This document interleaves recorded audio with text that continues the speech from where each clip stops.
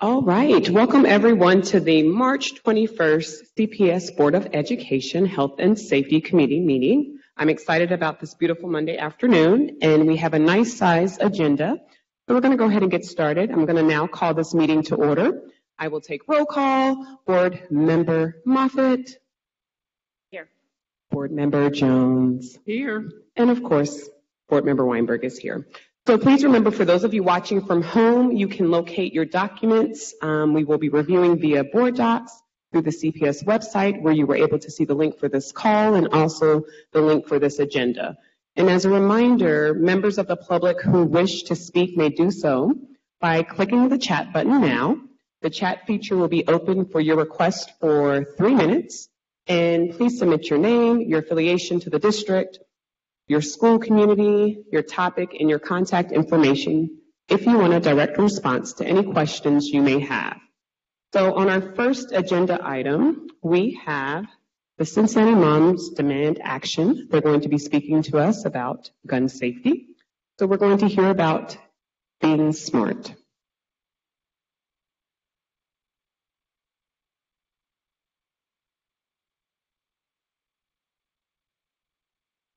Let me correct that. It's called Be Smart.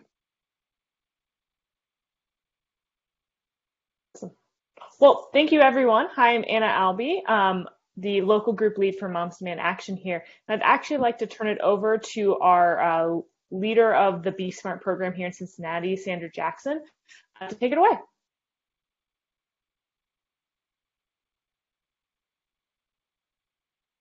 Excuse me, I was unmuted and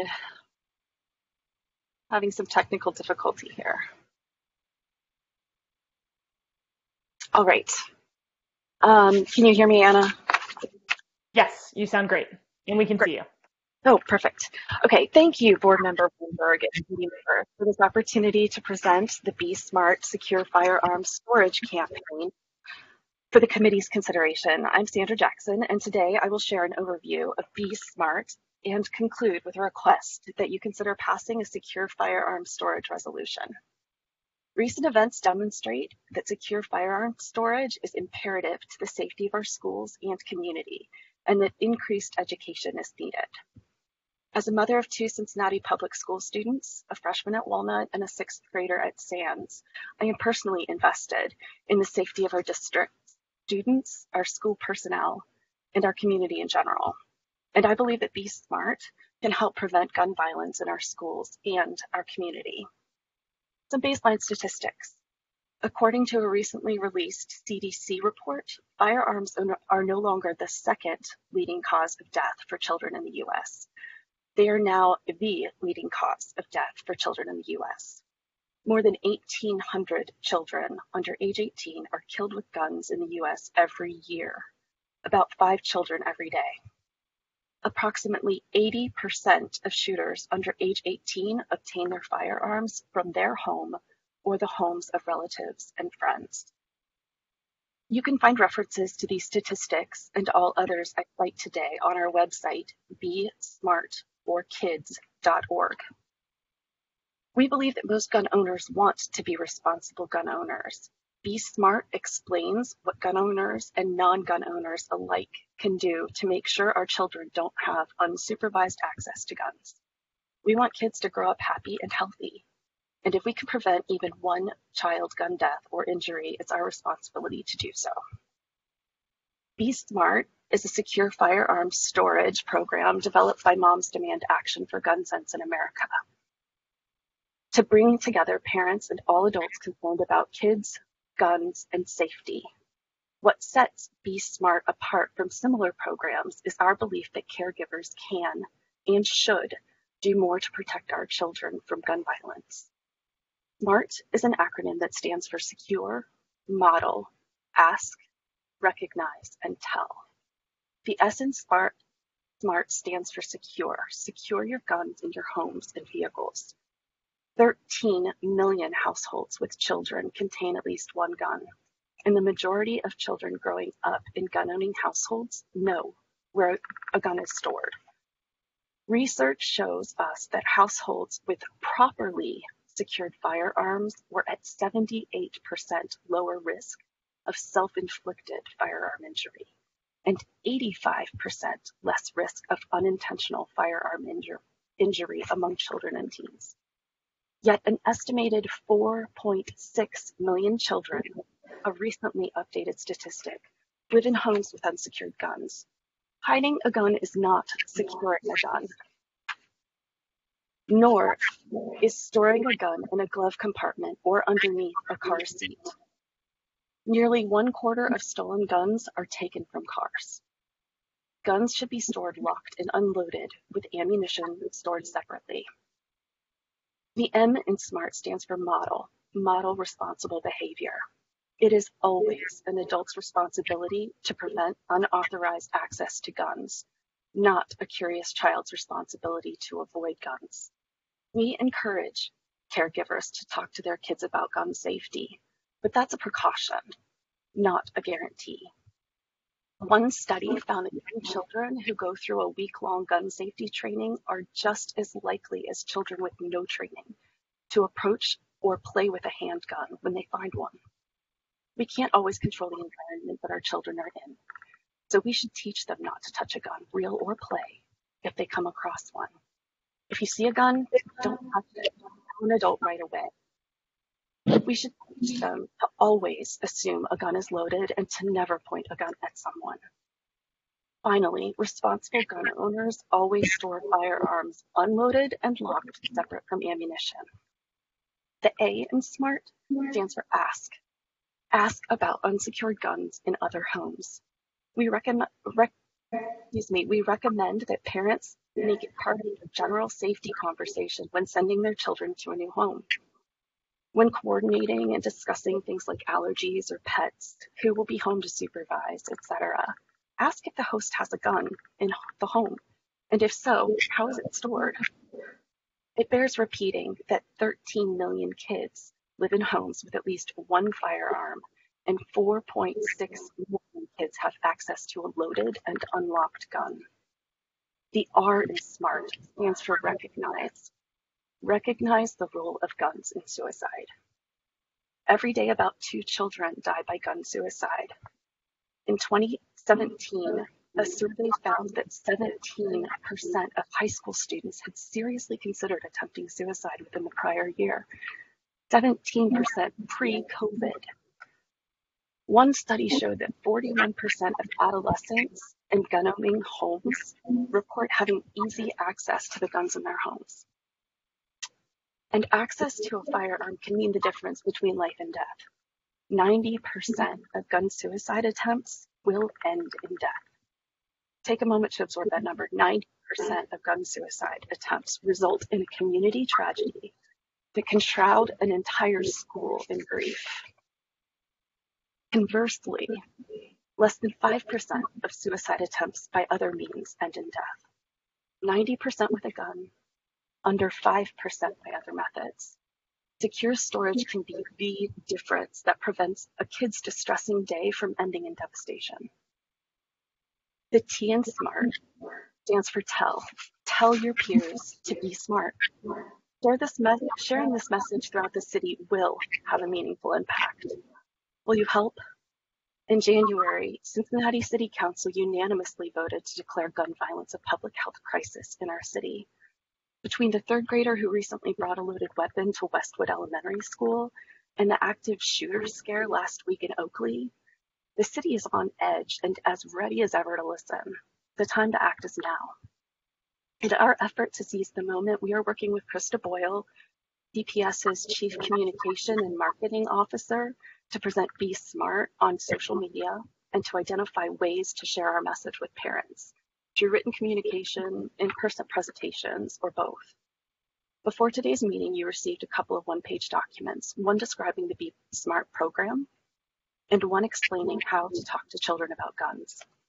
We are working with Krista to send the Be Smart brochure home district-wide, but we hope to find a way to share the second as well. While we will welcome your support of these efforts to share our program, the board can help in 2 other ways: by passing a safe storage resolution and/or by sending home a letter to caregivers requesting their acknowledgement of the district's expectations concerning safe storage practices. We have provided sample language for a safe storage resolution and a letter to caregivers. We ask this committee to recommend that Cincinnati Public Schools join school boards across the country by adopting one or both of these measures. My colleagues Michelle Mueller, Anna Albee, and I welcome the opportunity to answer any questions you may have. You may also find more information, as I said before, at besmartforkids.org. Again, thank you for your time and consideration. Thank you very much. Do we have any questions or comments from anyone up on stage? Question. Board Thank Member you Moffitt? so much, Ms. Jackson and the team for all this information. I wish that this were not shocking, but it is very shocking and it's just so impactful. But thank you for the presentation. I do have a question for you. With regard to the resolution, are there any local school boards that have passed this resolution here next to us? I will let Michelle double check me on this. I do not think we've had any school boards pass a secure firearm resolution yet in Ohio. There have been others around the country. One of the first was out of California, and this is a model we're looking to, have school boards adopt nationwide since this is such a big issue. But Michelle, fact check me. Yeah, no, you are correct. We do have choice opportunities to present at a couple of other schools in our local area. We are following up with them.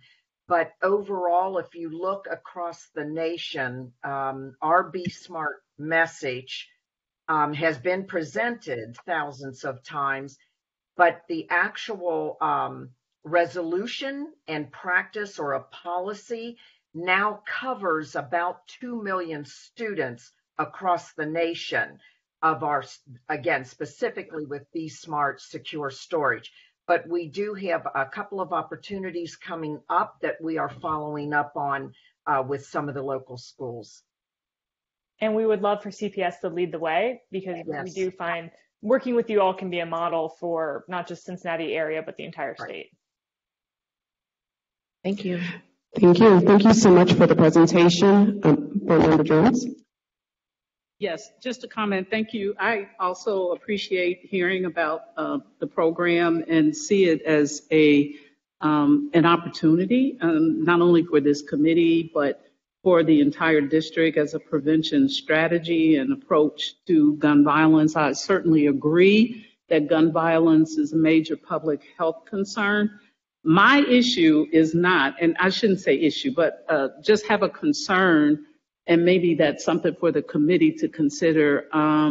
Is this something, well, let me just say, I think this is worthy of an opportunity for the committee to present to the full board to get comments.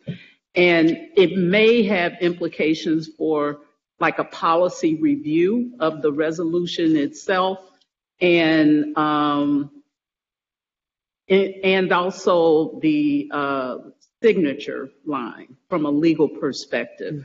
And I think that would give us the full board sort of opinion about whether or not, I think it might be important. I guess I'm supportive of a statement around that gun violence issue. But we also have existing policies around safety. I'm assuming, I can't, okay, off the top of my head, I can't quote it, but that's where I am with it. So I would definitely agree with you. We will take this back to the full board and have a discussion, and we will get back with you all. But thank you so much for the presentation. I think it was very informative, especially as we're seeing an increase in violence, especially, as it relates to guns. So again, thank you so much for presenting to us.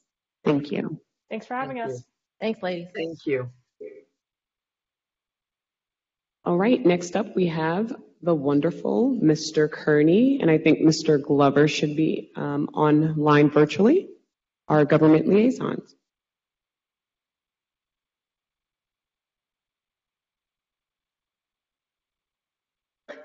It's okay, we can hear you for now.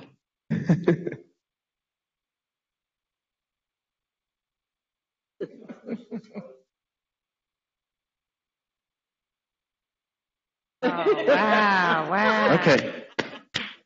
Now, we expect you to know it for the next meeting, right? Not even let you sit there like that, like, that's okay. Okay, yeah, I pushed the wrong button. Okay, Madam Chair, Member Jones, and Member Moffitt, Madam Superintendent, we have our monthly report, and want you to focus on some key things. One is there's a lawsuit regarding the constitutionality of Ed Choice vouchers as violating the constitutional provision, the Ohio constitutional provision for a common school system.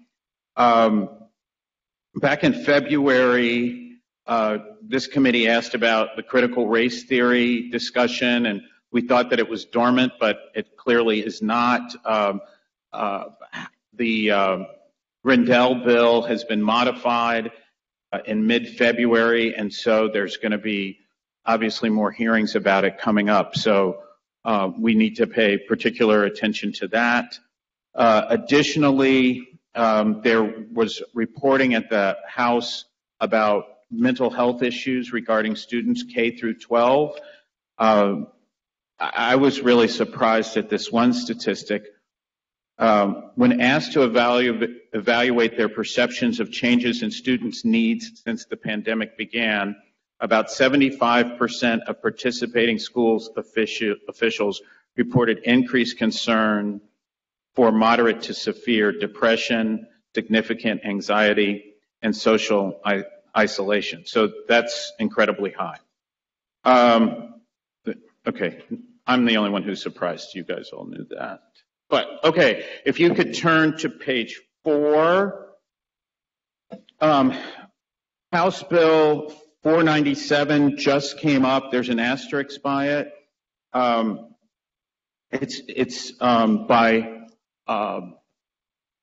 Representative Manning. I served with her in the Senate, but she chairs the House Education Committee, so we have to pay close attention to it. She has put forward a bill with Representative Robinson to eliminate retentions based upon the third grade reading guarantee. I know that CPS was really a leader in that when it first came out a number of years ago. So that's something I wanted to make sure you paid attention to. And then House Bill 582, we reported last month that we weren't sure what Representative Loychik was going to present, but it's a pretty innocuous bill that if you were elected for a 4-year term and you leave before your term is over, there's got to be an election right away for those 2 years. I don't know if that bill will pass, but it was just introduced. And then if you could turn the page, House Bill 583 from Byrd and Jones, it says it would require that the State Board of Education institute substitute educator licenses for certain applicants without the need to possess a bachelor's degree or any post-secondary education on a temporary basis. The State House is still trying to decide on districts, and so that's kind of slowed things down in terms of legislation and the committees meeting and alike. So the Supreme Court will probably, they've got to submit another set of plans, I think, coming up in the next week. So maybe that'll get things moving again, and we'll have districts, and we'll be able to have not only state house elections, but also congressional elections. The state still has to pass a budget this year, so I imagine that April and May are going to be crazy, and so there'll be a lot of activity during those weeks at the State House. And then the final thing attached to your report, Phyllis, who is an absolute angel and always helps us out so much, attached a report that was submitted by the Ohio Department of Education, just talking about the school report card. That document's probably, the contents of that document's probably familiar to most of you, but just wanted to give you what the elected officials received. So that's our report. I'm not sure if George is online or not. Thank you for providing the information to us and the updates. Just a quick question about trying to plan for an opportunity for committee members and the board to go up to Columbus. Mm-hmm. Do you have an update on that, or do you want to get back with me on that? So we can't, I can't do that until they set out their schedule. And they haven't set out their schedule because they're worried about the election. So when one hits, you will be up there the next week. The next week. Yep. We will make sure that that happens. Any questions, comments? Want to go first? Okay, I have a question from the NAACP Education Committee Chair. They would like to know about the current status of 327, House Bill 327, which you did update us on. And they want to know, is there a hearing from the public? Are there any statements that are being accepted at the moment? It was last before the House Education Committee on 217, mid-February. I'll say mid-February to cover myself. And I don't believe that Representative Manning has set it for another hearing. If there is another hearing, I'll make sure that we know about it. In terms of public response, you can always send a letter to the chair of the committee, who is Representative Manning. Typically for CPS, Mr. Hoying handles the drafting of those statements for the board. Occasionally, he'll ask for input from George or myself about phrasing, but the content of it and the legal analysis is done by Mr. Hoying. So for 327, it says Grindell, Fowler, Arthur. Mm-hmm. Is it Manning too? No, Grindell, Fowler, and Arthur are the sponsors of the bill. And Manning is the chair of the committee. So the way that it works is a representative or a senator will submit a bill or file a bill. It's given a bill number, and then reference, which is another committee which is controlled by the leadership in the chamber, will determine what committee it is assigned. And then the committee chair, in this instance, Representative Manning, decides when the hearings occur. So she may say, oh, I'm only going to give it one hearing, or she may say, we're going to have a hearing every week on this particular bill. It's just, you never know. And so right now, and I checked this bill before I came up here, there is nothing scheduled for it right now. Okay. I just wanted to ask those questions because they wanted to help support us, the district. Sure. Thank you. Board Member Jones? Yes, quick question, a couple quick questions. House Bill 495, that around the student retention, eliminating student retention. Is this been a recent submission? I'm curious as to know where it is in the process. It's brand spanking new. Okay. Right, brand new. Okay. But the reason why we have to pay attention to it, because you're right, typically if a bill is submitted or filed this late in a General Assembly, nobody would pay it any attention. But Representative Manning is a very powerful person, and she is chair of the Education Committee, so we have to pay attention to whatever she files. I agree. Okay.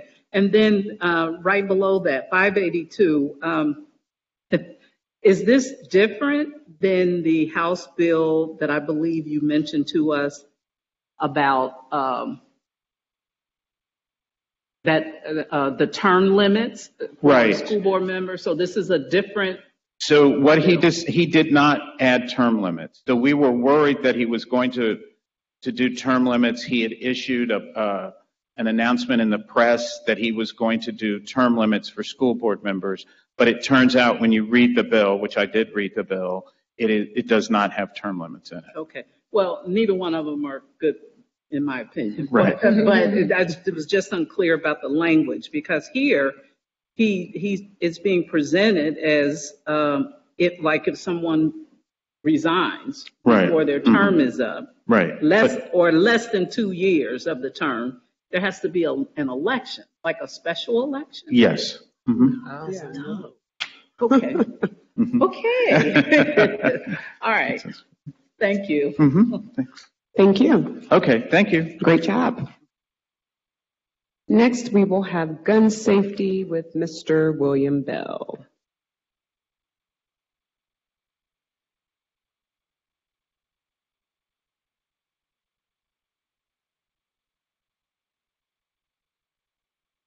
Good afternoon, everyone. Hello. Hello. Happy Monday to you. Happy Monday. Okay, so I just have a couple of items to share, and then I'll be open for any questions. You should have a memo in your possession. Yes. It talks about what we do, and I'll just go over it. So the Officer of Safety Services, we act on any information concerning guns in conjunction with the Cincinnati Police Department. I'm not sure if you're aware, but none of our security representatives carry weapons. So if there's a gun reported, we have to call the police. We have security staff assigned to all high schools, and they are trained to recognize student behavior, suspicious activities, and proper use of metal detectors. So I'm going to segue back to what was mentioned earlier by the Be Smart program and Westwood. Westwood, the reason that student was identified is because the security person knew the student's behavior, recognized that the student was doing something that was out of her ordinary behavior. She approached the student, saw what appeared to be something heavy in the jacket. She asked the student what was in the jacket, felt it before she touched the jacket. Student lifted up her shirt, and the weapon was in her waistband. The weapon was a pink 9mm handgun. If the security person wasn't on the playground at that time, then it wouldn't have been noticed. So this is what we try to get people to do, to be observed, but also be engaging with the students they work with. We have metal detectors at every high school. So when a student enters the school, we ask that there is a search of bags of the students when they come in. If a student does not comply with the request for the search, we ask the security guard to immediately tell that student they have to leave the building. If you want to come to our schools, you have to comply with our rules. If you refuse to comply, we're going to ask you to leave. This supports the code of conduct, which means that they have a responsibility to follow the direction of the adult. Our response team members also conduct random sweeps. In truth, we are struggling with that because we have some shortages, and a lot of times we're filling vacancies. So if a person's sick or otherwise the school doesn't have a security person there, the response team members are filling those vacancies as well. But searches take place, and we're just trying to make sure that we address these issues. We ask students to report what's going on. We ask students to comply, and we want to make sure our staff understands the technology we have. Last Thursday, we brought in the leads for all the high schools to do a run through with the metal detectors and how to locate anything that might be of danger or concern to the school. And I don't know if you did not have this. You do not have this, but can you pull up that photo?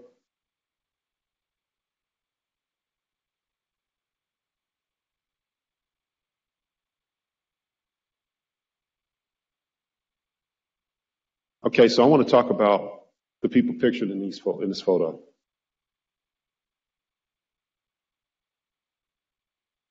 Okay, so Principal Battle. Principal Battle had a student that she didn't have any security at her school that day. Person called in sick. Principal Battle had all the students that were already in school run through the metal detector. Upon the run through, there was a student that had a handgun hidden in his book bag. In his coat. Principal Battle talked to the student, asked the student to show what he had or what the weight was. The student fled from the school. Police pursued the recovered made an arrest of the student and recovered the gun on school property. I have Mr. Beasley there, and the reason I have Mr. Beasley here is not because of a gun incident, but because of the culture he's created at College Hill Elementary. I happened to visit the school on Friday, and he was given the assignment to watch kids during gym, and they treated him like he was a rock star.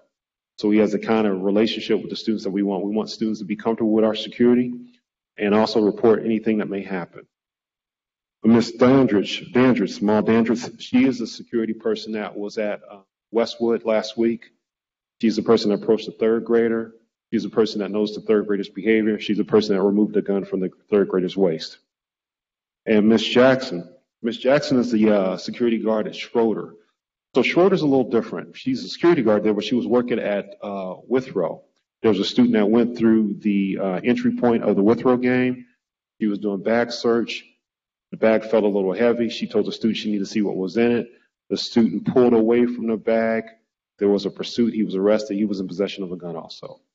So we have people that are out there doing the best they can with the equipment, training, and personnel that we have. And I just wanted to share that with you. And moving on to the next slide, I'd like to talk to you about our threat assessments. So it's not just the people, but it's also the things we have in place. So I'll just run through this quickly. You should have a copy of it. But one of the things we do look at is we look at who's coming in the building. Are our radios working properly? Are our cameras working properly? Where do we need alarms? I'll share with you that we don't want a person coming into the school and no one being aware that they're in the school. We are trying to give an omnipresence, meaning that we have people at all the locations that we can have people at. There are some vulnerability points that we're working on doing, but where we have those positions, we're looking at having our cameras be up to speed. If they're not a camera there, we'd like to have them installed, but we're also looking at detect door alarms. Detect door alarm is basically like, and we see them, but they're sort of, they're in plain view. Meaning that if that door opens, there's an alarm that goes off and it lets us know if somebody's coming in or somebody's coming out. We ask about signage at the schools, and we basically ask the students how they feel. Are they comfortable with what's going on? Some of our responses have been interesting. One of them was, do you feel safe at the school? And the student said, yes, because my mama told me it's safe. So that's essentially what we're working on and where we're at. Are there any questions this far? Yes, I have a couple of questions. Going back to the threat assessment. So who exactly is filling this out and what's the follow-up from this particular sheet? Okay, so Dan Dom is the person that handles our threat assessments. He's the district investigator. There's a team of us that go out. Dan Dom, Ralph Ruin, myself when able. But we also have included LaKendall Heights and James Boyd. So if we identify an immediate problem there with the maintenance and building and maintenance, and they can address it. We just found that if we report that there's a camera's down and it sits someplace, then it may sit someplace. It was, we recently included those gentlemen in so we can all see it at the same time and address it immediately. They're the people that handle the doors, cameras, lighting, any type of landscaping, anything that is of a concern to staff and anything we identify is taken care of at that moment. And I know that you mentioned that their security numbers are low. What is the data currently in the different schools for the amount of security that we do have?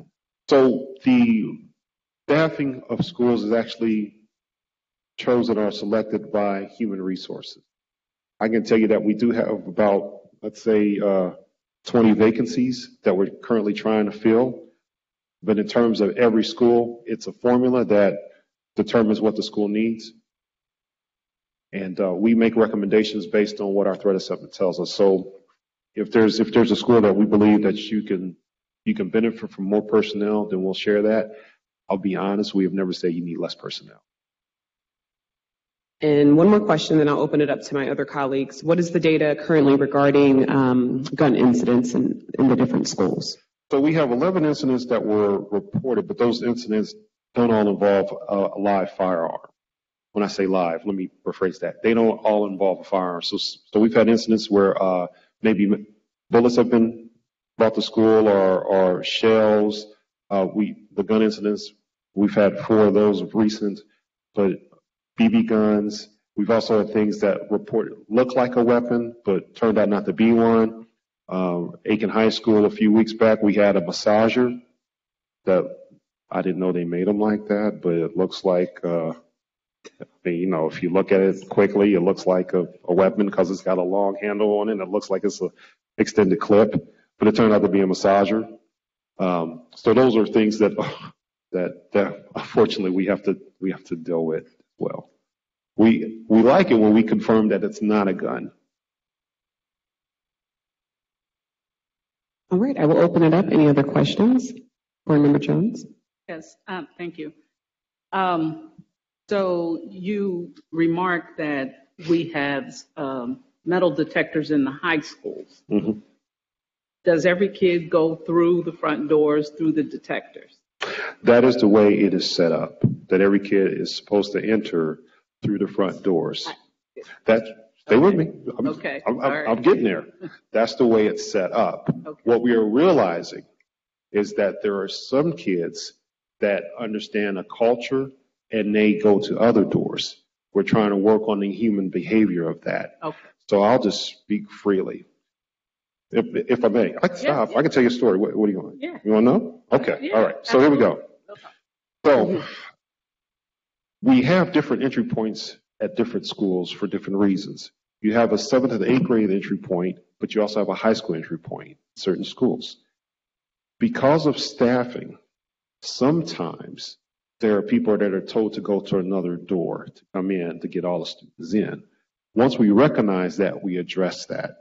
So for instance, at one of our high schools, the kids that ride the yellow bus go in through the back, but they go in through a door. They were assigned to go through a door that had no visible, you weren't able to see the parking lot.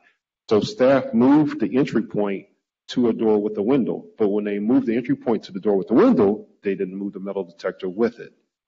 So that's something that we said, hey, we understand the door. We're going to ask you to move the metal detector there as well. But people get into what they get into. They understand what their rules are. We're trying to get everybody on the same page. Okay, thank you. I appreciate that.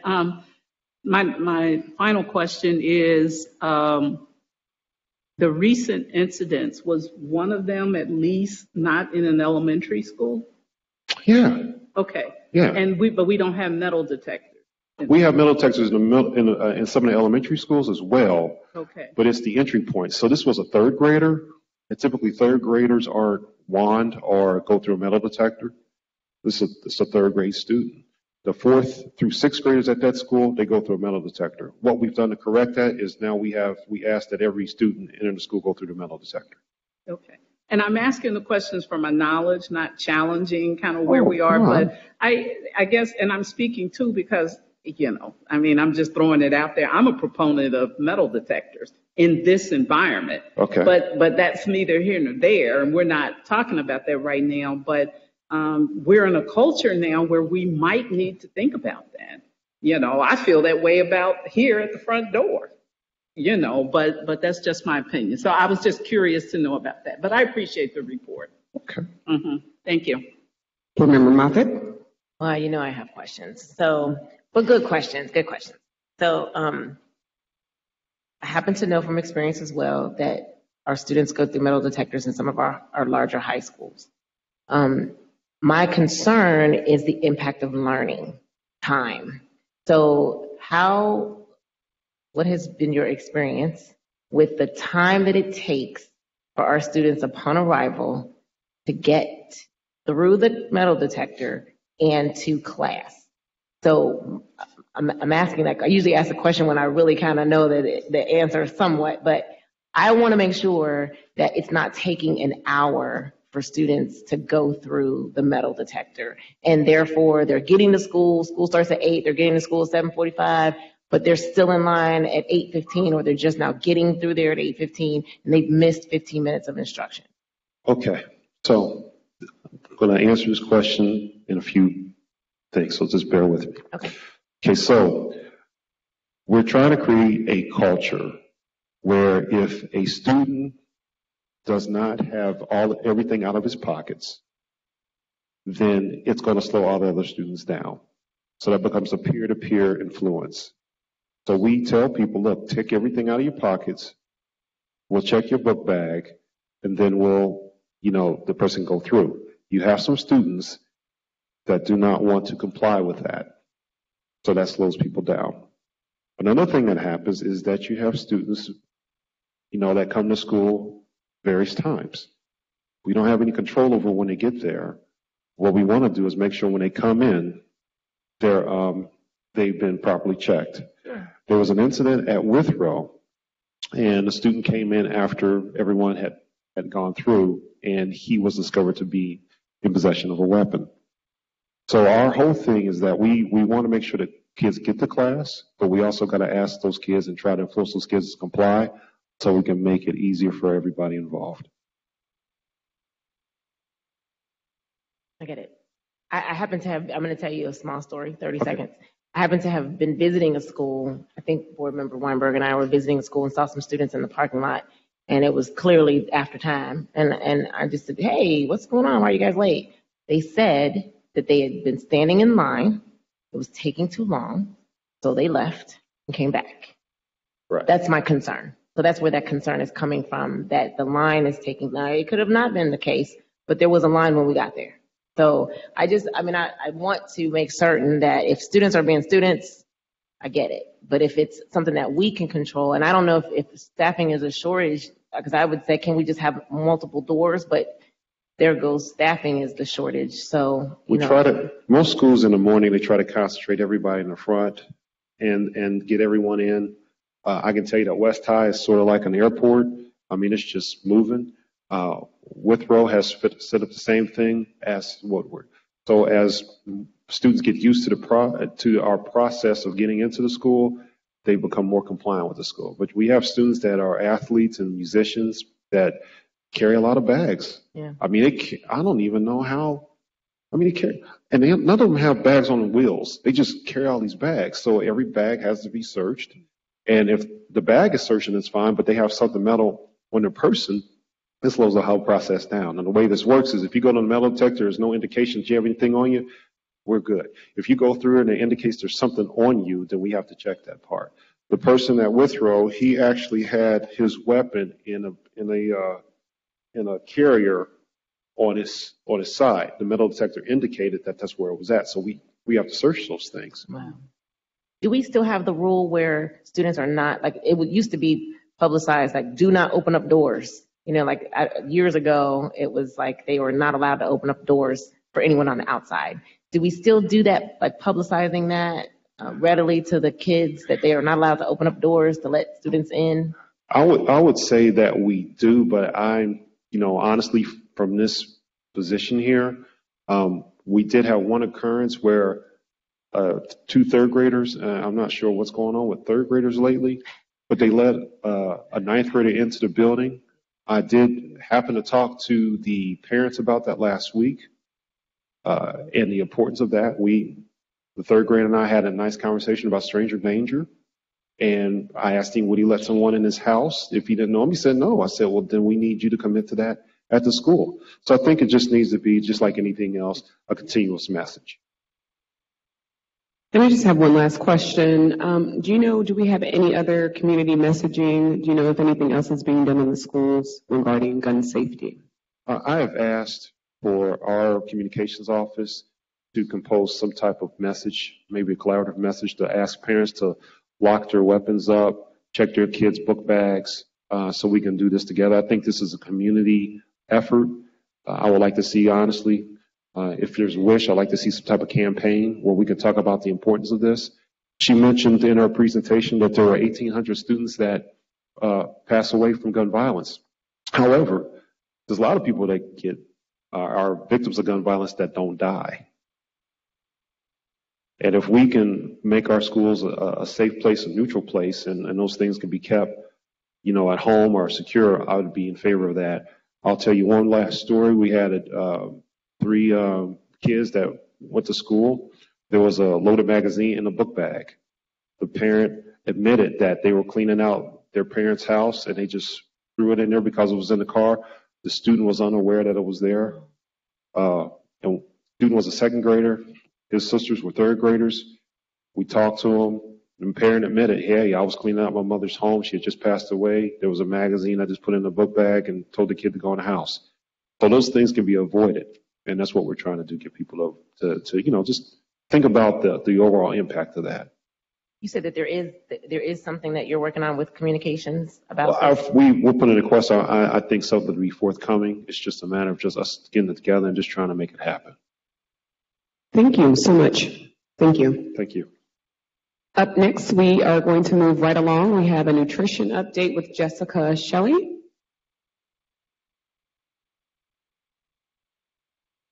Good afternoon, everybody. How Good are you? afternoon. Hi, how are you? I am supporting. I I'm was so going to say excited. colors. Go Yes. Senators, wearing my shirt wear. I was excited. I literally, like, my kids heard me scream, and I was like, sorry, it's all okay. We got to get a picture before you leave. I am so happy to be here to present some quick information about our student dining services team here at CPS. And I am so proud to be the director of this amazing team. If you can go to the next slide, please.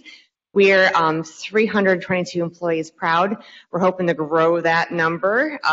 We are also with a labor shortage like everybody else is, but we are working hard to make sure that we're recruiting the best people to help feed our kids.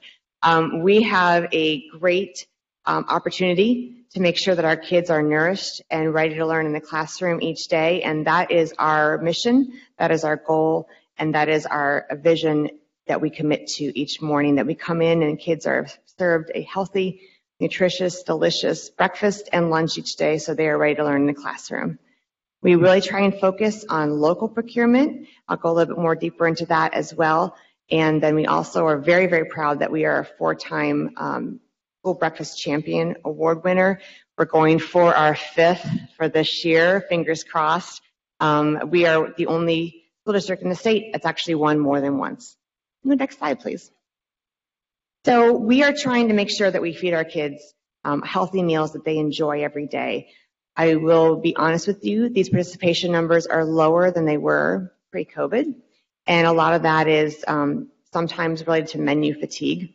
A lot of our supply chain issues have caused us not to be able to offer the choice and the variety. We really have seen that when we empower our students to be able to create their own flavor profiles of spice stations and topping stations and salad bars, they're much more apt to try something new. That's something that we haven't had for the last couple of years. So normally our breakfast participation pre-COVID is right around 53, 54%. The biggest drop here was on our secondary, and our lunch participation is usually right around 77 to 78%. And again, our biggest drop here is in our secondary participation. Next slide, please. So I kind of put this on here just to show you that there is a myriad of requirements that we go through. And this is something I kind of struggle with each day is the USDA meal requirements because they are made as a one-size-fits-all. And that frustrates me because not every student is one-size-fits-all. And so a lot of the times we talk to parents or students and one of their biggest feedbacks to us is the portion sizes. And I agree. I can't say that they're wrong. We have athletes that are going to practices after school and they're being fed a meal that is a portion size for the average high school student. I have kids who bring pickle juice jars to school because they need to get the extra sodium that I am restricted from serving to them. There are actually more rules and regulations in the National School Lunch Program than there are in the federal tax code. And I'm okay with that, right? They're giving me money. That's federal money. I need to be accountable for that and follow their rules and regulations to spend it. But at the same time, it is really quite binding that we aren't able to serve our students some of the flexibility and options that they really want. Next slide, please. One of the things we do take pride in, though, is making sure that what we serve our students is nutritious and is nutritionally valued and nutrient dense. So some of the things we've taken on through Lifetime Foundation is eliminating multiple additives into products. So one of the things that we focus on, for example, when we're trying to lower sodium in a product, is that we're making sure that it might be lower sodium, but it's not replaced with 19 chemicals and additives that still give it the sodium mouthfeel and taste to it. So we have a very strict procurement regulation where all manufacturers have to maintain a list of ingredients for us that eliminates all of these different ingredients that are commonly found in products across schools that aren't found in ours. Essentially, if you can't read it and find it in your pantry, it shouldn't be in our school products. Next slide, please. Another thing we focus on is a board policy, actually, that was adopted back in 2017 called the Good Food Purchasing Program. And every year we are evaluated on 5 core values: local economies, environmental sustainability, a valued workforce, animal welfare, nutrition. And a separate center actually evaluates our data on what we have purchased, not what we menu, but actually what we purchased in terms of volumes and dollars. And then they score us points if we meet certain baselines. And we are very proud that we actually, of our $7 million plus food spend, are able to meet 3 out of the 5 baseline goals and have earned 25 points, which, next slide, drum roll please, puts us as a 5-star provider. So we are really proud of this. This has been a really heavy lift. There are approximately 9 school districts across the country that are actually participating in this program, and we are one of them, which is wonderful. We want to be the leader. We want to show the pathway, and we also want to get more people involved. There's strength in numbers. The more school districts that come involved, the better we can change that supply chain and make it more replication of what we're able to do here at CPS for our students across the country.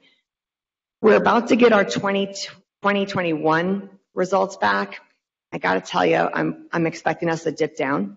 And that's because a lot of what we were able to procure during that time when our kids were at home was not the same kind of food we could procure when we were actually here in our schools doing quick scratch cooking. So I do expect a little bit of a dip there in our overall point score, but know that our eye is on the big picture and we're constantly moving forward. Next slide, please. We really focus on local spending. 56% of our produce actually comes from local Ohio proud farmers. We also make sure that we track where all of our other food products are coming from. 90% of our milk comes in from Ohio dairy farmers, but you can see by the red dots that almost all of it is within 250 miles of our school district. We also make sure our manufacturers are telling us where are our products coming from. One of our products we use is red gold for our salsa, and you can see that we actually require them to list out where are the Ohio farms where they're getting those tomatoes from for our students. Next slide, please. We also want to make sure the kids know that what we're doing is coming from the farms. And so we actually created something called Farmers Trading Cards with a agreement and a collaboration of Green Umbrella and Local Food Connection. So as the kids went through our line during National Farm to School Month, we actually gave them a farmer trading card from the farm that they were receiving that fresh produce from each day. So if they were having the red bell peppers, they had a farmer's trading card from Medina. If they had the, my favorite, it's a Sunny Crunch lettuce from our farm out in Worthington, 80 acres. So they got the card from them as well. We're hoping to make that connection into our schools next. So part of the issue is that our public health code requires us to make sure that all of our farms we're sourcing from has something called Good Agricultural Practice certification.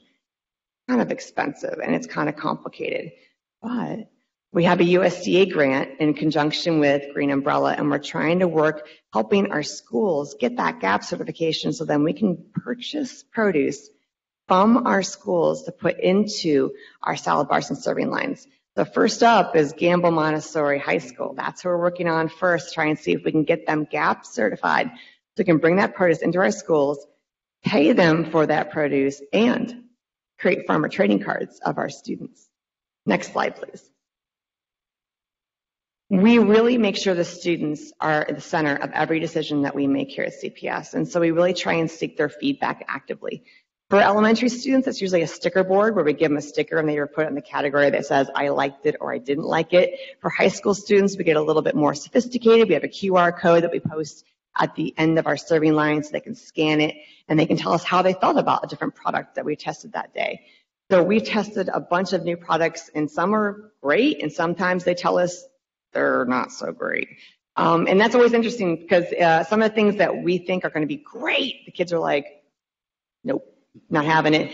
And some of the things we're like, this isn't going to fly at all. Like I'll be honest, I did not think the kids would like lentil nachos. I was like, not going to happen. No way. What? Lentil, pulsed lentils that we actually put in and use on top of a nacho. So it's a plant-based option for our kids. And I thought, there's no way. I'll tell you. We have the best chef here at CPS. I have a chef on my staff, and she made this recipe that's just delicious, and the kids scored it super high, and we're like, let's go. It's on our menu now. So it's always great to listen to the students, and I love that they never cease to surprise me. It's always great. Next slide, please.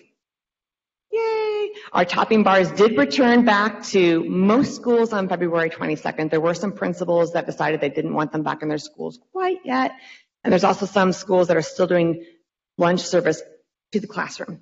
Kids aren't coming down to the cafeteria yet, so we weren't able to implement it in all schools, but it's back at the majority of our schools, and it's so great to see the kids take their tray and go and create these beautiful salads and these beautiful sides and great entrees and options and spice station. They're sprinkling on the basil and the cumin, and I love it. It makes me so excited that we've got them back in our school, and these kids are really being able to experience the profiles that they like to taste in their school lunches. Next slide, please.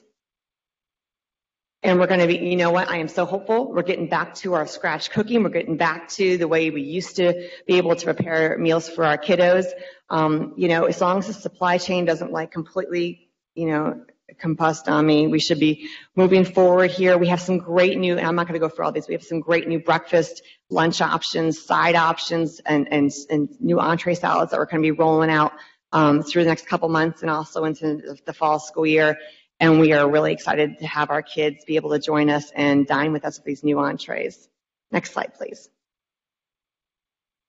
We've also secured a bunch of different equipment grants because we want to make sure that we not only are having better efficiency in our service to our kids, so it looks more like a collegiate college university look when they come for the serving line. It was the cutest thing. I can tell a story too, like Mr. Bell.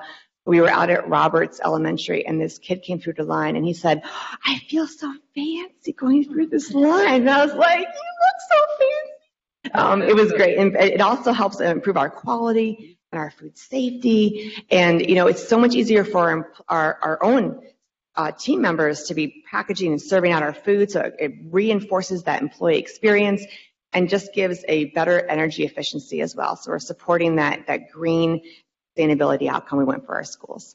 Next slide. We are always working with our communities. Over right now, because our hands got a little tied this year, that we weren't allowed to do meals over weekends and breaks like we were doing during the 2021 school year.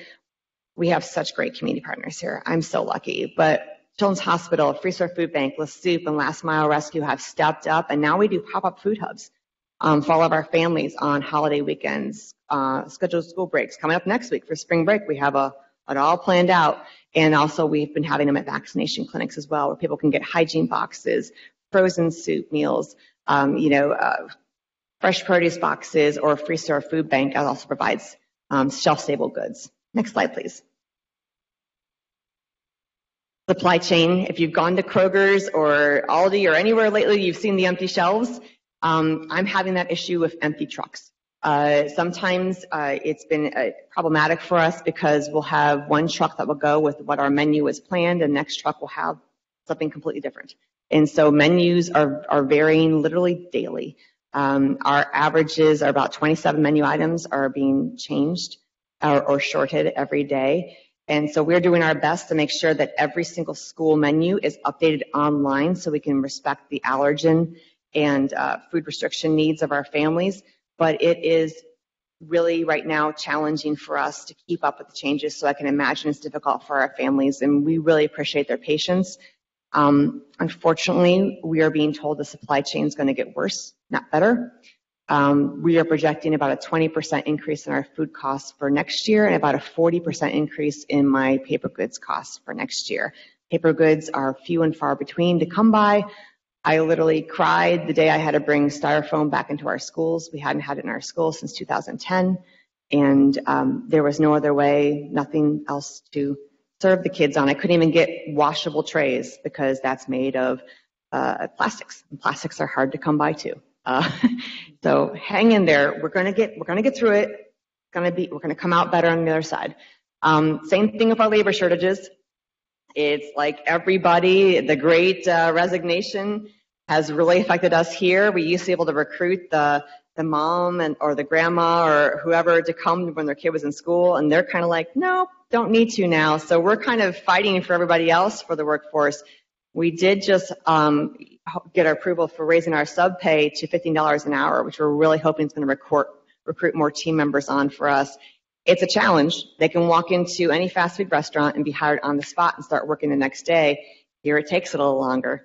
So it's harder to convince them, hold on, it's coming, we're going to get you through, we're going to get you on, when they can just walk into any place else and get hired on the spot. So that's also kind of contributing to our labor struggles. I'm almost done. Last slide. Whew. So next year, gosh, I wish I had better news. I was so excited about the possibility of them continuing waivers, but unfortunately, in the March 11th omnibus, the Congress did not pass an inclusion to extend the waivers that USDA had allowed us to have during the COVID times. So what does this mean? It means that meals will no longer be at no cost to all students. We're going to have to start collecting those paper applications again for families that are not part of a community eligibility provision school. All meals will have to be congregate, which means we can't do any kind of grab and go. We can't do any kind of send home of meals. We can't feed our CBA students. Anybody who's in a full virtual academy, it will not be able to have access to meals under the new regulations.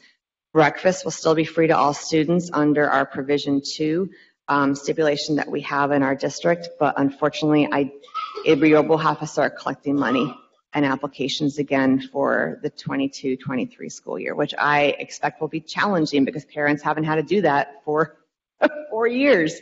So that's going to be a real switch for them. And I will now answer any questions you might have for me. Well, thank you so much. I feel like I definitely want to go have lunch at one of the schools now. So yes, sign me up. Two things. Yes, I am very concerned about with the ending of the meals. How do we plan on communicating that with parents to give them kind of that heads up so that they are mentally prepared and preparing themselves for that extra cost?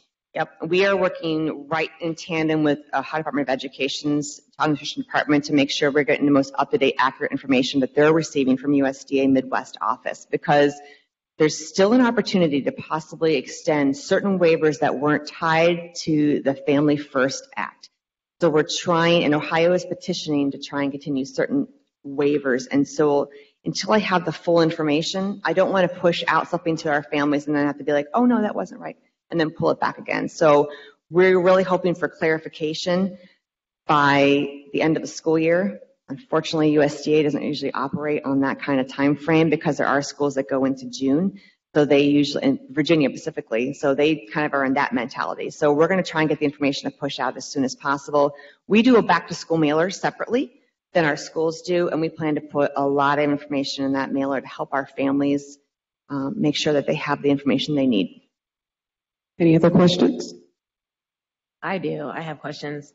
Congratulations, first of all, on your 5-star. You you. rocked it. Thank And you. I want to make sure that we definitely acknowledge that. Congrats.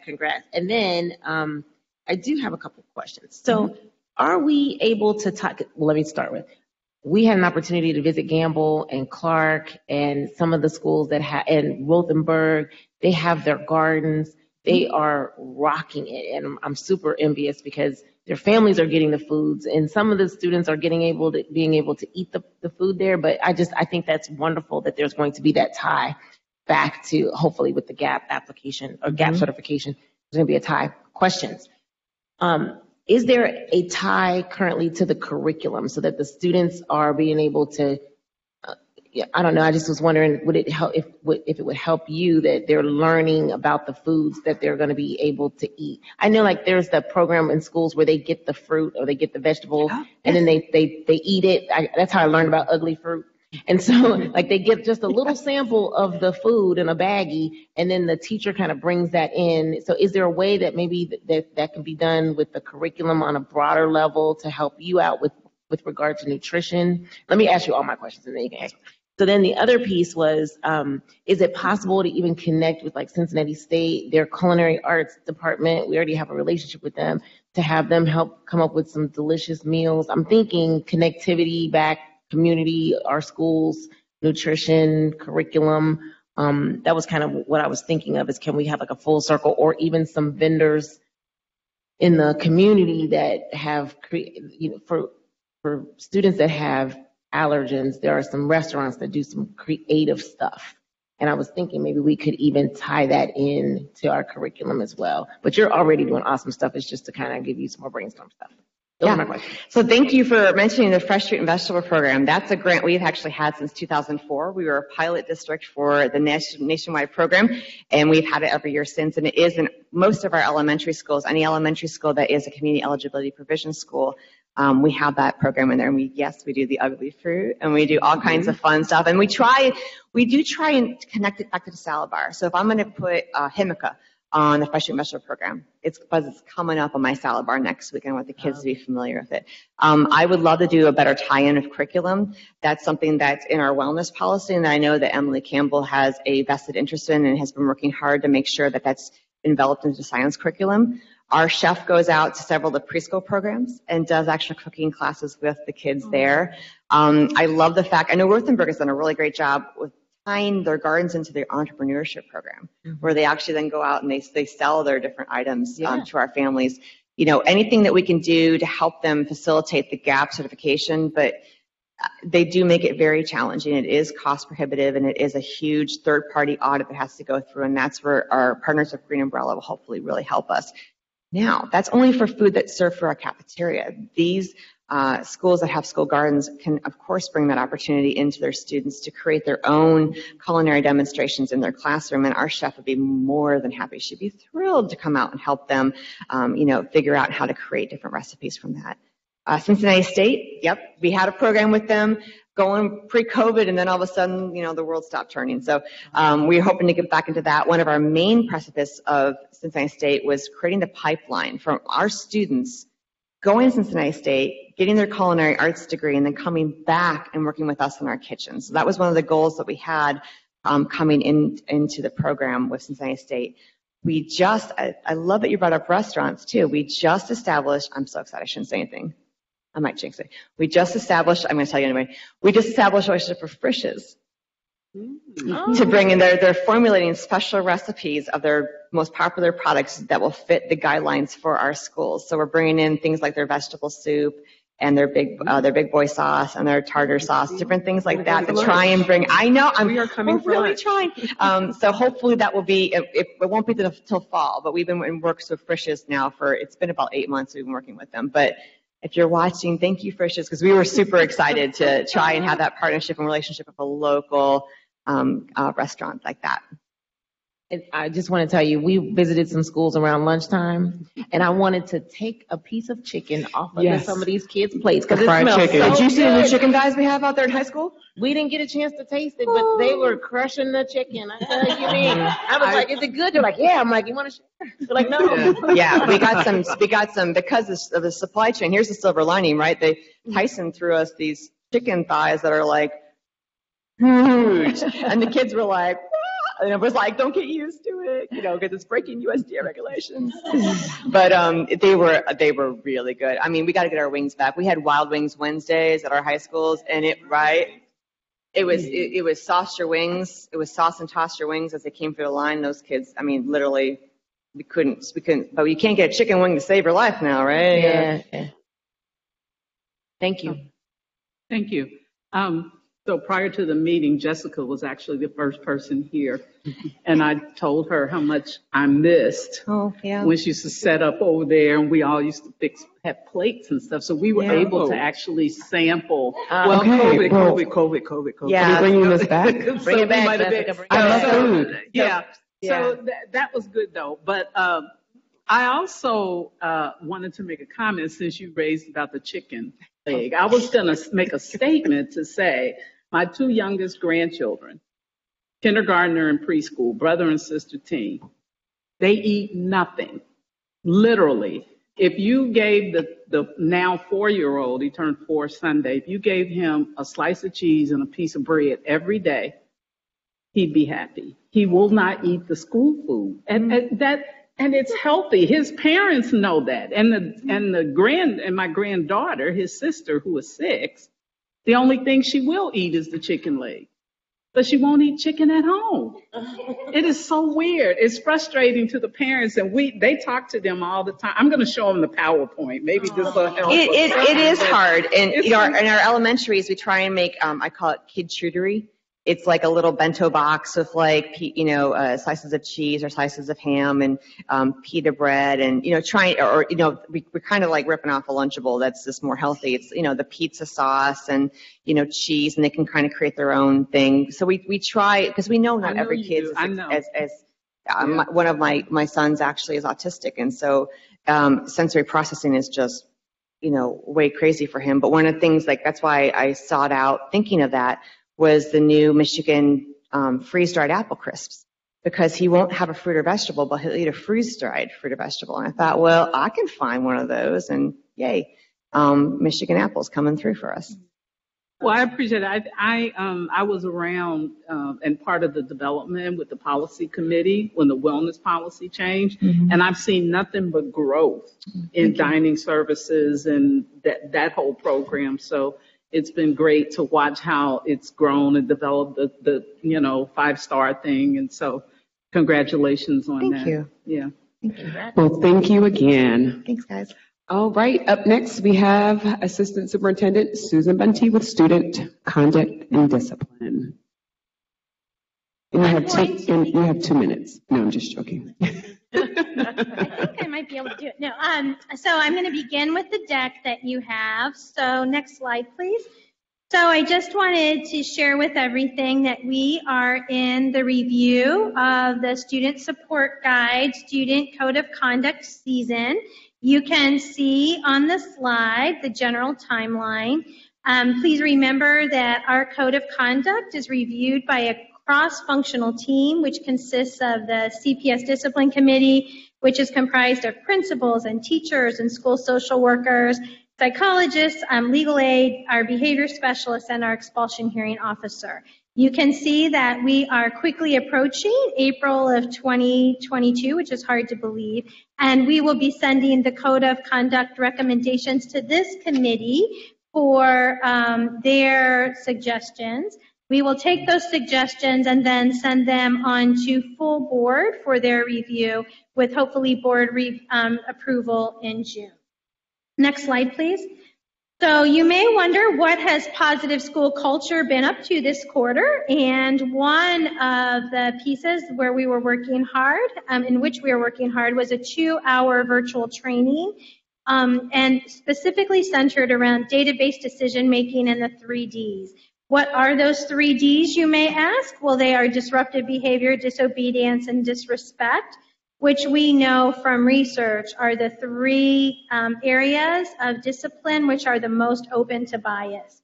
So we are really centering around what are common definitions, what does that look like across cultures, and how can we be consistent with the code definition across our district.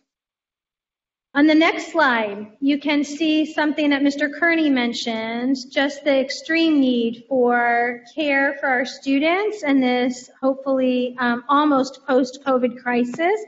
So Children's Hospital, Mayerson Center, and Cincinnati Public Schools created and really developing what is a dynamic virtual trauma-informed care professional development. Our teachers can receive up to 8 hours of professional development credit for that.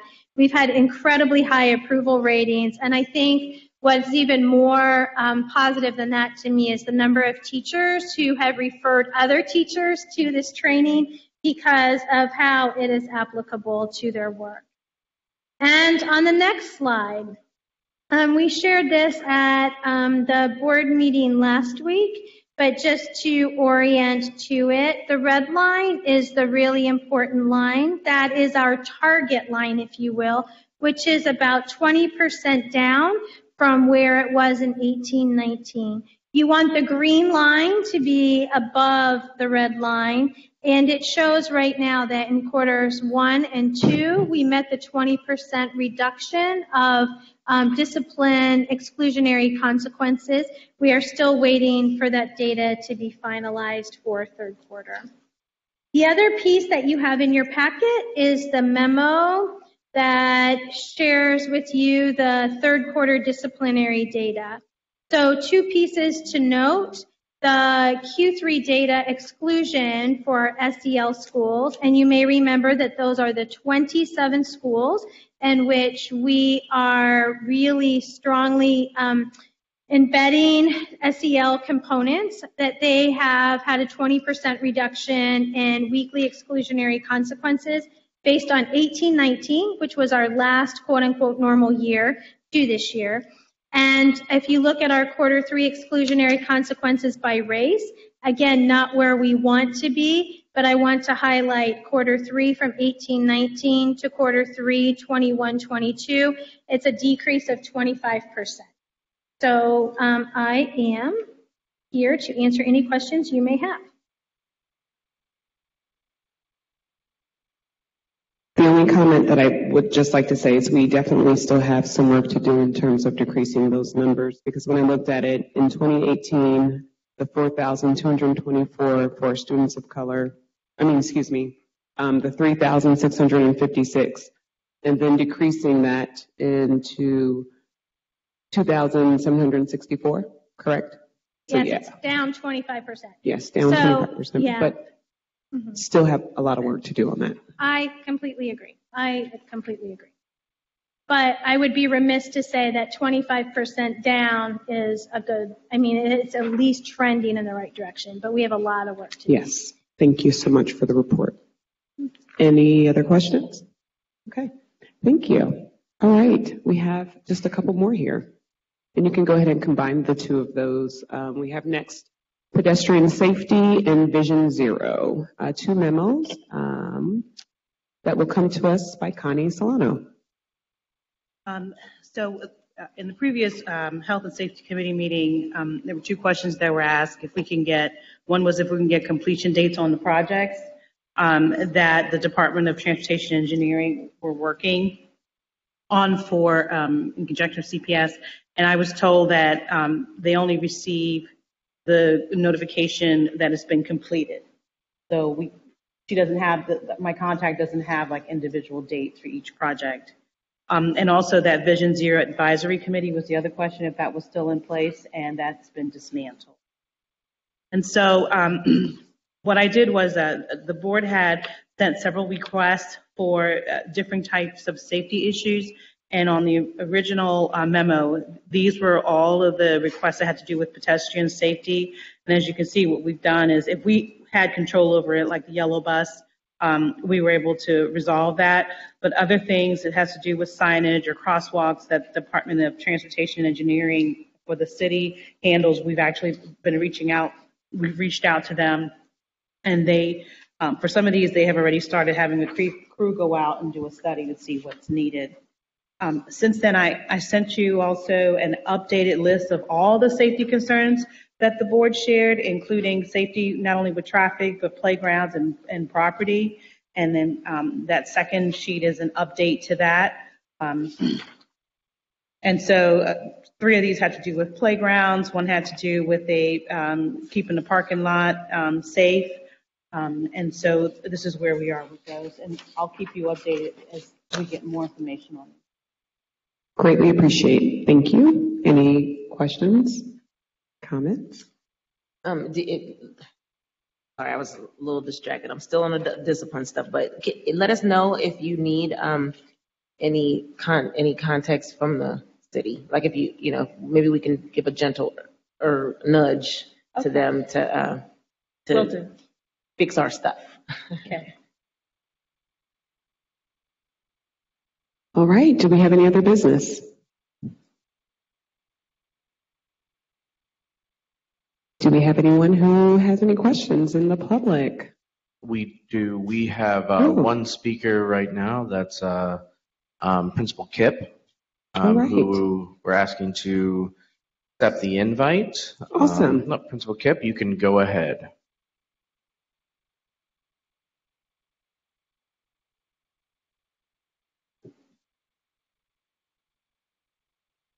We also had a second individual that did not respond to our comment or request for information. Okay. Good afternoon. This is Michelle Kipp, and I am here with 2 members of my LSDMC, Mr. Jim Growie and Ron Vance, and we have concerns to share with the Health and Safety Committee regarding traffic and safety issues exiting Covedale School. We have a 3-way intersection near the church exit, which is a straight T with Covedale Avenue being straight out and Sydney being crossroads with it. Thank you. We utilize the church drive to exit in the morning. The traffic pattern is difficult because the signage indicates that the people on the main roads, not the church drive, do have the right of way, but it really does confuse the drivers still because no one knows what to do. Traffic is always crossing into and out of this drive, and a traffic light with a crosswalk sign or a traffic officer would make the drivers, students, and crossing guards feel much safer. I'm going to let Jim talk the last little bit of information, as he's been a crossing guard and a local resident right next door to this. And Principal Kip, before you continue, are you able to turn on your camera? Hamilton County, and they say there isn't money for a traffic light because it services it doesn't service a street. It would service a parking lot that lines up with the street, so the drivers think that it is a street. So I guess they can't spend public money on a private in a private area. However, the private area does service a school, and the church has been very accommodating to use their parking lot, and that leads to the back entrance of the school.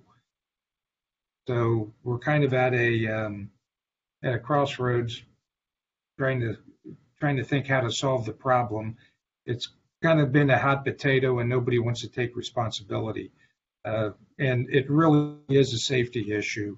It's just a matter of time before a student gets hit, I'm sure. So we're passing the potato to you at this point, I suppose. So we're just really taking the next step to bring this to the board's attention and see if there's anything that we can do. We've been working with Hamilton County and Green Township on this because our school sits on the property of Green Township and right up to Cincinnati Public School or Cincinnati City. So we are right in between, right at the line between Green Township and Cincinnati. So that also creates some problem because nobody wants to really own this problem, if you will. They'll say, oh, it's Green Township's issue, or oh, it's the city of Cincinnati. Well, thank you so much, Principal Kip, for sharing that information, and we have it noted. So thank you for sharing. I think I have a comment here or a question. Principal Kip, is it the morning or the afternoon dismissals that are the most congested? It's definitely the morning, which is also concerning because of the difficulty to see at certain times of the year because of the time in daylight savings time and such. So I think we have a lot more parents that are transporting the children in the morning and more of them that walk home in the afternoon. Okay, thank you. Thank you. It has been noted, and I appreciate you for calling in. Madam Chair. Thank you. Michelle K. did respond back while the other party was, so she would be our second speaker today. Okay, no problem. Michelle K., please go ahead. Hi, my name is Michelle K., and I'm also a parent with Covedale Elementary on the west side. I've had children at Covedale since 2011, and we've walked to and from the school nearly every day in those 11 years, and we cross both Covedale Avenue and Sydney Road. So what I'm speaking of here is just reinforcing what Principal Kip and Jim have said already. There are dozens of children who walk these routes, and the problem is not entirely with the streets, as both Covedale and Sydney have crosswalks and traffic lights to guide traffic. But when the jumper was put in between our neighbor lot, the church, and the school, and created it really alleviated the problem of having all the traffic at drop-off block the city road. Because there is no traffic light for the parents exiting, it causes so much confusion at the intersection of Covedale and Sydney. And so the drivers who are looking from Covedale into the lot don't know that those drivers don't have a light. And these drivers coming out don't know that they don't have the right of way. And it's really kind of we have had kids hit in this area, but we have not had any fatalities. And the longer that this is put off by both the city and the township, as Jim and Principal Kip said, neither area is owning it, and it's going to be our kids that are going to be the ones who suffer, and our families are going to suffer. So I just wanted to add my voice to the concern that this is not being addressed, and it has not been addressed for years, and we've been asking for help for years. Thank you so much.